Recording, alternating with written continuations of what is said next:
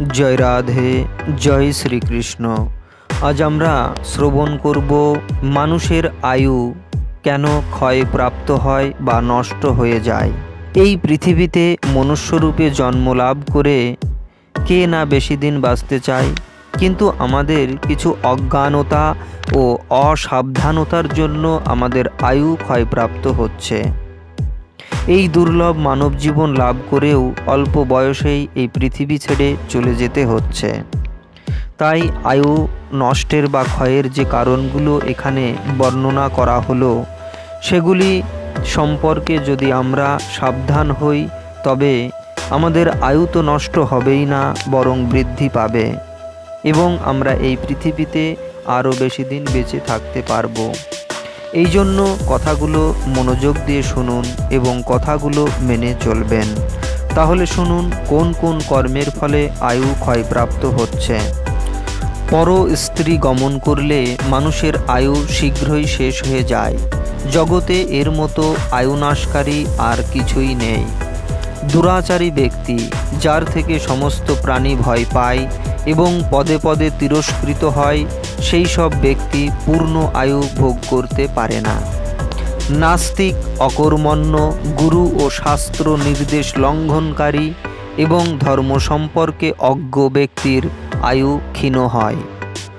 যে জাতি কুলশীল বর্জিত, ধর্মের মর্যাদা ভঙ্গকারী এবং অন্য বর্ণের নারীদের সঙ্গে সম্পর্ক রাখে, সে ইহলোকে অল্পায়ু হয় এবং মৃত্যুর পর নরকগামী হয়। যে ব্যক্তি সর্বদা অশুদ্ধ ও চঞ্চল প্রকৃতির, তার আয়ু দীর্ঘ হয় না। মল মূত্রের দিকে তাকালে বা তাতে পা দিলে আয়ু নষ্ট হয়। খুব সকালে, ভর দুপুরে বা সন্ধ্যাকালে গৃহত্যাগ করে অন্য কোথাও গেলে আয়ু নষ্ট হয়। অন্যের পরা বস্ত্র বা পোশাক, অর্থাৎ পুরনো বস্ত্র বা পোশাক, জুতো, এগুলো পরলে আয়ু নষ্ট হয়। অর্ধেক রাত্রে চৌরাস্তায় দাঁড়ালে আয়ু নষ্ট হয়। পায়ের ওপর পা রাখলে আয়ু নষ্ট হয়। অমাবস্যা তিথি, পূর্ণিমা, চতুর্দশী এবং অষ্টমী তিথিতে স্ত্রী সমাগম করলে আয়ু নষ্ট হয়। কারো মনে আঘাত দিয়ে কথা বললে বা অপমান করলে আয়ু নষ্ট হয়ে যায়। হীনাঙ্গ, অর্থাৎ অন্ধ, কালা, বোবা, অধিকাঙ্গ, যার একটি আঙুল বা হাত বেশি, অশিক্ষিত, কুরূপ, দেখতে খারাপ, গরিব এবং মিথ্যাবাদী মানুষদের উপহাস করলে আয়ু নষ্ট হয়। ক্রোধান্বিত হয়ে পুত্র বা শিষ্য ছাড়া অন্য কাউকে মারলে বা আঘাত করলে আয়ু ক্ষয়প্রাপ্ত হয়। ব্রাহ্মণদের নিন্দা করলে আয়ু নষ্ট হয়। দিনের বেলায় উত্তর দিকে মুখ করে মলমূত্র ত্যাগ করা কর্তব্য। এই নিয়ম না মানলে আয়ু নষ্ট হয়। ভাঙা আয়না বা নোংরা আয়নায় মুখ দেখলে আয়ু নষ্ট হয়। গর্ভিণী পত্নীর সঙ্গে সমাগম করলে আয়ু নষ্ট হয়। উত্তর পশ্চিম দিকে মাথা করে শুলে আয়ু নষ্ট হয়। খাটে বাঁকাভাবে শুলে আয়ু ক্ষয়প্রাপ্ত হয়। আসন পা দিয়ে টেনে বসলে আয়ু ক্ষয়প্রাপ্ত হয়।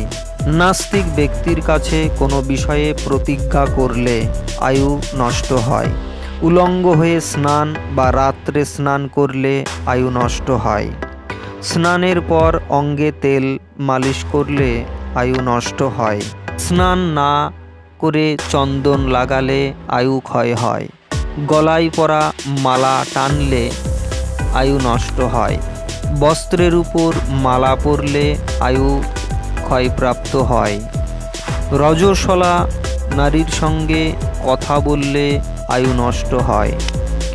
যে ক্ষেত্রে কৃষিকার্য হয় সেই ক্ষেত্রে এবং জলে মূত্র ত্যাগ করলে আয়ু নষ্ট হয়।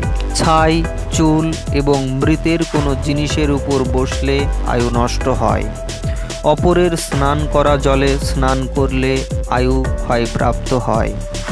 দাঁড়িয়ে দাঁড়িয়ে খাবার খেলে বা হাঁটতে হাঁটতে, দৌড়াতে দৌড়াতে খাবার খেলে আয়ু কমে যায়।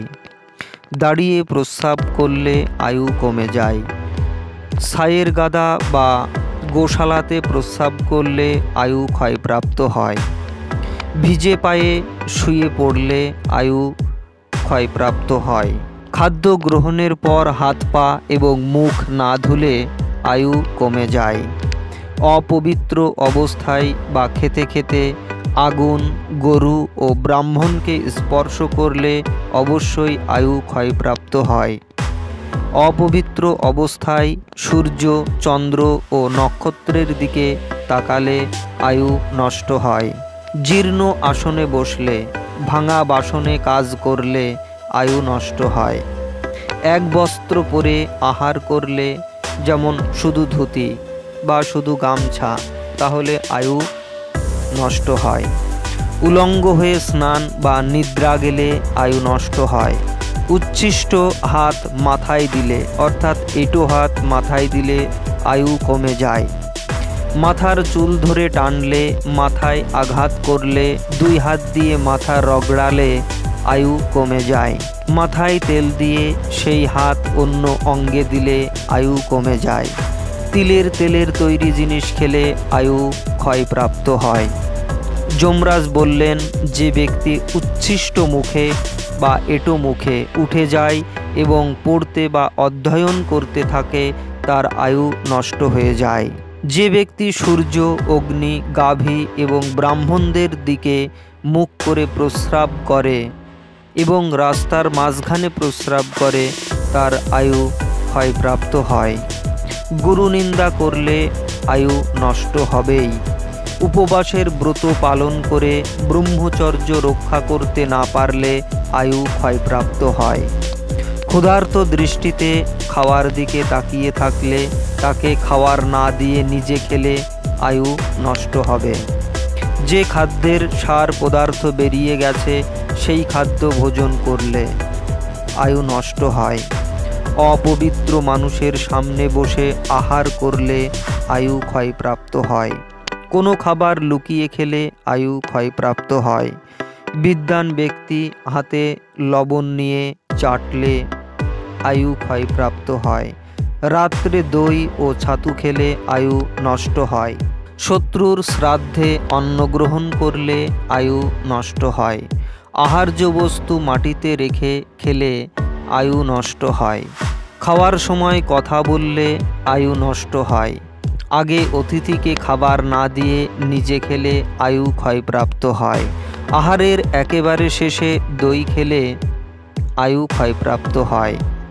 কুমারী কন্যা, কুলোটা বা বেশ্যার সংসর্গ করা মানেই আয়ু ক্ষয়প্রাপ্ত হওয়া। নিজের পত্নীর সঙ্গেও দিবসকালে বা ঋতুমতিকালে সমাগম করলে আয়ু ক্ষয়প্রাপ্ত হয়। শকুন, ঘুঘু, ভ্রমর গৃহে এলে আয়ু ক্ষয়প্রাপ্ত হয়। সন্ধ্যার সময় নিদ্রা যাওয়া, পড়া বা আহার করলে আয়ু নষ্ট হয়। রাত্রে শ্রাদ্ধ করলে বা স্নান করলে আয়ু নষ্ট হয়। খাওয়ার পরেই চুল আঁচড়ালে আয়ু নষ্ট হয়। রাত্রে বেশি পরিমাণ আহার করলে আয়ু কমে যায়। পূর্বমুখ বা উত্তরমুখে ক্ষৌরকর্ম না করলে আয়ু কমে যায়। সকালে সূর্য উদয়ের পরও শুয়ে থাকলে এবং দিনের বেলায় শুলে আয়ু নষ্ট হয়। রাত্রে অপবিত্রভাবে নিদ্রা গেলে আয়ু ক্ষয় হয়। ক্ষৌর কর্মের পর স্নান না করলে আয়ু ক্ষয় হয়। অপবিত্র অবস্থায় বেদাভ্যাস ও শাস্ত্রপাঠ করলে আয়ু নষ্ট হয়।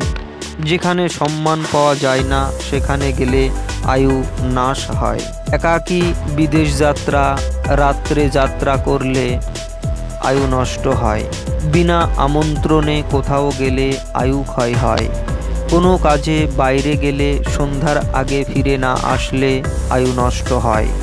মঙ্গলবারে ক্ষৌরকর্ম করলে আয়ু নষ্ট হয়।